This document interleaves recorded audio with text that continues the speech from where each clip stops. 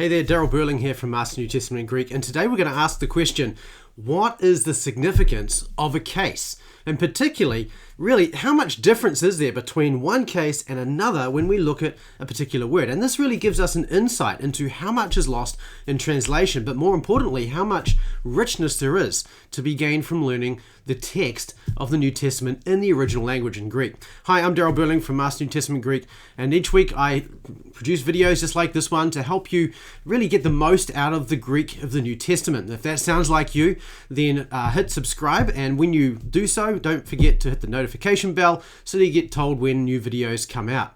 We're going to look at this word proskyneo today. It is the word which means to worship. And so when you see this in various passages, it's often just translated, they worshipped.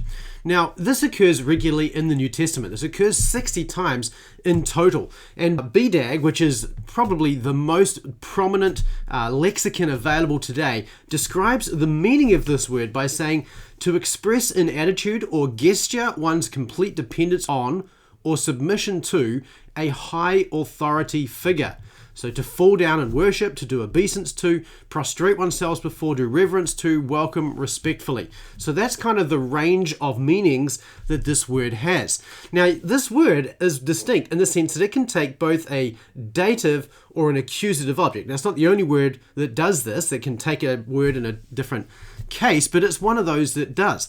Now, the two cases here are significant, and this is really what I want to get to. What is the difference between these two cases? And so if we look at how this word is used, we see it used, for instance, in Revelation chapter 5, where it's really saying there, and the four living creatures, they were saying amen, and the elders, they fell and they worshipped. Now, in this case, the word they worship, which is in red there, has no object. There's nothing going with it to say what they were worshipping, but you get the idea from the context. So they were worshipping God, but this is what's called an intransitive use of this verb where there's no object for it. They worship, that's all it's saying. But on the other side, we have verses like Revelation chapter 13, verse 4, and they worshipped the dragon. That's what you see there in the first piece of red, because he gave authority to the beast, and they worshipped the beast. And you can see here very clearly that this is transitive. You have not only proskyneo in both cases, but you have the object provided afterwards in the dative case. And then we have here in Matthew chapter 4 verse 10, literally it says here, the Lord God of you will worship, and him only you will serve. And here though, you'll notice that ton theon is, or kurion ton theon, is in the accusative. We also have the same thing in Revelation chapter 13 verse 8, and here it's talking about, again, the beast. All the inhabitants of the earth, they will worship him. And so what you can see from this is that we have, the word is used with both the dative and the accusative, referring to God and not God as well. So it's used in a variety of different ways. In these last two ways, it's transitive, it means it's taking an object, and it's using an accusative object, okay? So these are the different ways. It's used intransitively, where the object is implied in the context. It's used transitively, where the dative is providing the object, and it's used transitively, where the accusative is providing the object. And really what we're focusing on is these last two categories. What's the difference between the transitive with the dative object and the transitive with the accusative object? Why would you use the dative object with some occurrences and then the accusative object with other occurrences? That's the question. Let's look at a possible solution.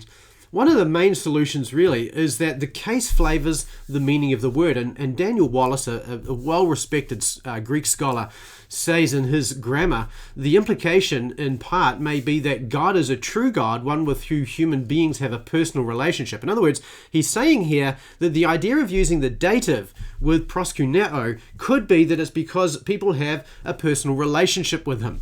And usually when false deity is worshipped, the accusative object is used. Okay, in other words, the case may be determined by the nature of the object. However, the problem with this is that in Revelation chapter 13, they worship the dragon, and it's using the dative case. So you have dative there with false deity. And then in Matthew chapter 4:10, you have the accusative with true deity. So this doesn't really flesh out this explanation that he uses the accusative to refer to false deity and dative to refer to true deity just doesn't really pan out.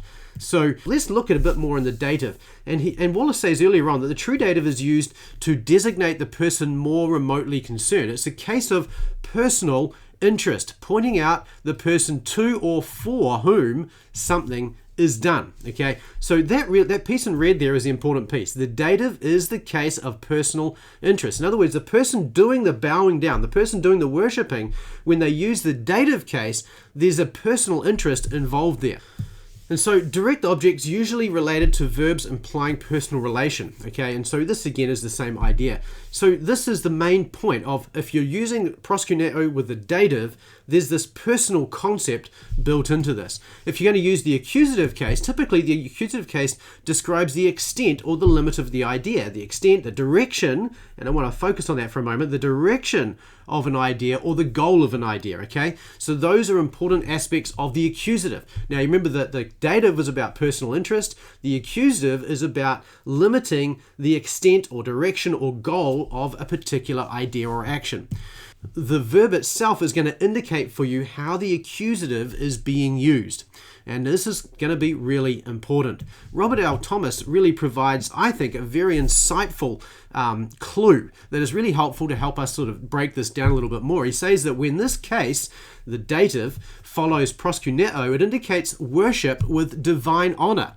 In contrast, an accusative object with this verb means to do homage or obeisance to one another. In other words, you could say proskyneo with the accusative is the physical act of bowing down, and proskyneo with the dative is the idea of giving divine honor to somebody. And so we see, for instance, in Matthew chapter 4, verse 10. And so what he's saying here is you will bow down to the Lord your God only, and you will serve him only. So Thomas's explanation here fits the BDAG definition of to express an attitude or gesture one's complete dependence on or submission to a high authority figure. However, this doesn't always work either. For instance, in the Septuagint, in 1 Samuel chapter 20, verse 41, and David, he rose from the south side of, this is the rock he was hiding behind, and he fell on his face, and he worshipped him 3 times. That is what you would be inclined to translate this. However, the person he's bowing down before here is Jonathan. So Thomas's explanation here doesn't fully do justice to this, but he gives us a really important clue. So what's really going on here? Well, let me give you my idea. Here's what's going on. Proskyneo with the accusative carries the idea of bowing down. So I think this fits with what Thomas is saying, and it also fits with the idea of the accusative generally. It emphasizes the direction of the physical act, okay? So proskyneo with ton theon is you will bow down to the Lord your God, and you will serve him only. So this is bowing down and serving. Again, similar in Revelation chapter 13.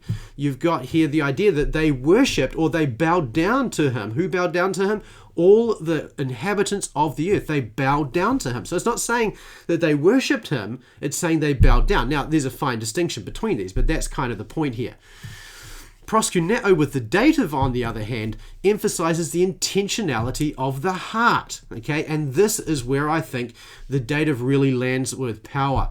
So proskynesan to drakonti.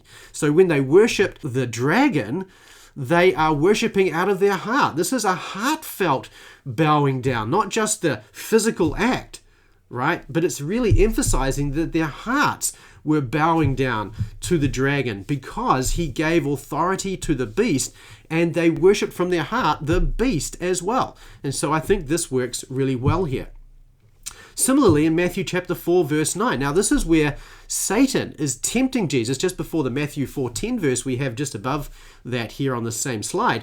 And here he says, all these things I will give to you if falling down, you worship me. And he's using the dative here to indicate again, he wants Jesus's heart, right? And look at what Jesus says in chapter 4, verse 10. He says up here, the Lord your God, in the accusative, you will bow down, and him only you will serve. So what's going on here really is the idea that Jesus takes this idea of bowing down with the heart in Matthew 4:9, and he expands that into the physical act of bowing down and into the heart act of service.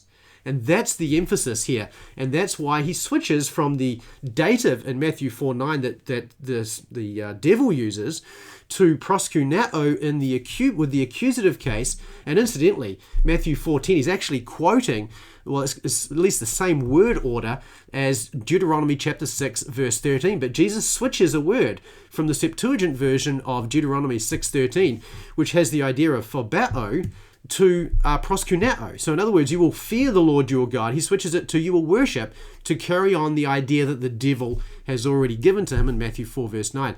So I think this is a much neater explanation. Proskyneo with the accusative carries the idea of bowing down, emphasizing the direction of the physical act.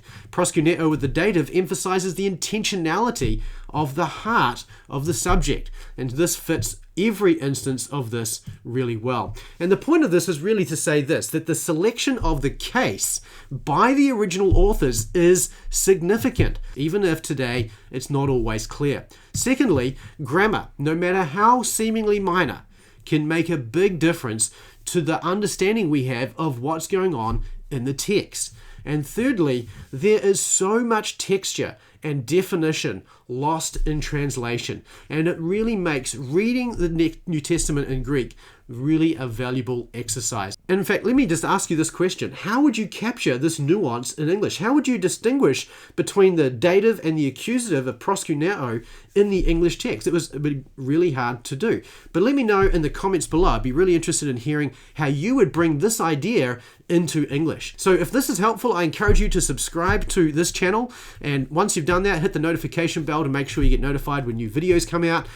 Go to masterntgreek.com/roadmap as well to get a copy of your free roadmap to mastering the Greek of the New Testament. And I look forward to seeing you in a future video. See you soon.